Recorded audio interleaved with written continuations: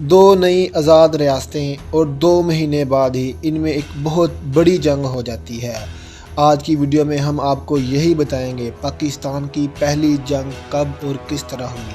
آپ دیکھ رہے ہیں میر وائس آفیشیل۔ السلام علیکم دوستو، قصہ کچھ اس طرح ہے کہ بر صغیر کی تقسیم کے وقت یہ ڈیسائیڈ ہوا کہ بر صغیر کی 560 ریاستوں میں سے جن ریاستوں میں مسلم اکثریت ہے وہ پاکستان کے ساتھ، اور جن ریاستوں میں ہندو اکثریت ہیں وہ بھارت کے ساتھ اپنا الحاق کر سکتی ہیں، یا پھر ریاستوں کی عوام جس کے ساتھ چاہے اپنا الحاق کر لے۔ کشمیر ویلی جس کا مہاراجہ ہری سنگھ تھا وہ ہندو تھا، اور کشمیر کی 80% سے زیادہ عوام مسلمان تھی۔ مہاراجہ ہری سنگھ کیونکہ ہندو تھا اور وہ ہندو اور مسلم تنازعات کی وجہ سے بھی مسلمانوں پر اور کشمیر پر بہت زیادہ سختی کرتا تھا۔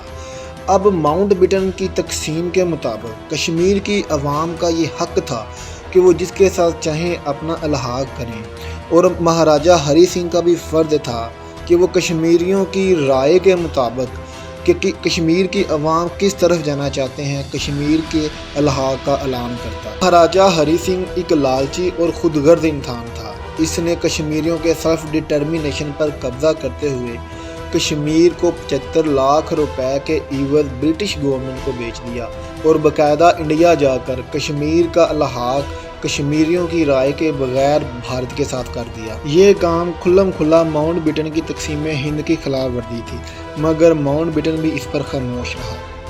یہ ہونا تھا کہ کشمیر پر ریلیاں اور مہاراجہ کے خلاف اور بھارت کے خلاف نعرے بازی شروع ہو گئی اور کشمیر میں فسادات شروع ہو گئے۔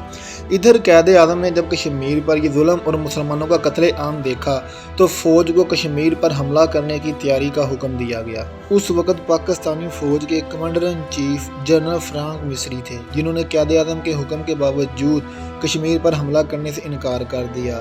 ادھر دوسری طرف انڈیا نے ایئر فورس کے تھرو اپنی 2 لاکھ سے زائد فوج کشمیر پر اتار دی، اور انہوں نے کشمیریوں پر ظلم و ستم کرنا شروع کر دیا۔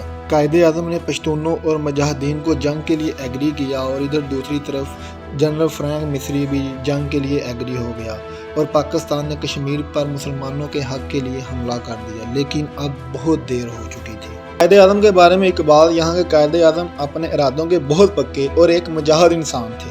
جب پاکستان بنا تو حالات بہت خراب اور ہر طرف غربت ہی غربت تھی، اور دنیا کے اکثر ممالک نے یہ کہنا شروع کر دیا کہ پاکستان 5 سے 4 ماہ کے بعد ختم ہو جائے گا۔ لیکن ان حالات میں بھی قائد اعظم نے کہا کشمیر پاکستان کی شہرگ ہے، ہم کسی صورت میں بھی ہندوستان کے حوالے نہیں کریں گے۔ قائد اعظم نے کہا ہم کبھی کشمیر پر یہ غداری مسلط نہیں ہونے دیں گے۔ انڈیا اس معاملے کو لے کر یونائٹڈ نیشن میں چلا گیا، جس پر یہ کہا گیا کہ کشمیر میں الیکشن کروائے جائیں گے، لیکن پاکستان وہاں سے اپنی فوجیں واپس بلوا لے۔ یو این او نے بجائے انڈین قابض فوج کو کہتا کہ وہ اپنی فوجیں کشمیر سے واپس بلوائے، انہوں نے پاکستان کو کہنا شروع کر دیا۔ قائد اعظم ان کے ارادے جان چکے تھے، اس لیے قائد اعظم نے اس قرارداد کو ماننے سے انکار کر دیا اور واپس آ گیا۔ اس پر قائد اعظم نے کہا ہم کشمیر پر کسی قسم کا کوئی سمجھوتا کبھی نہیں کریں گے۔ 11 ستمبر 1948 کو قائد اعظم کی وفات کے بعد ملک پاکستان کی باغ دوڑ لیاقت علی خان کے ہاتھ آ گئی۔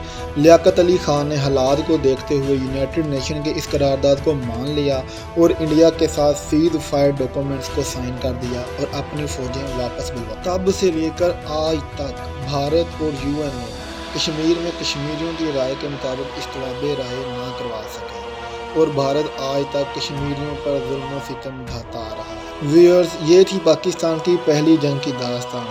آپ کی نظر میں کشمیر ایشو کس طرح سولو ہو سکتا ہے؟ کمنٹ باکس میں ہمیں ضرور بتائیے گا۔ اپنا بہت سا خیال رکھیے گا۔ اللہ حافظ۔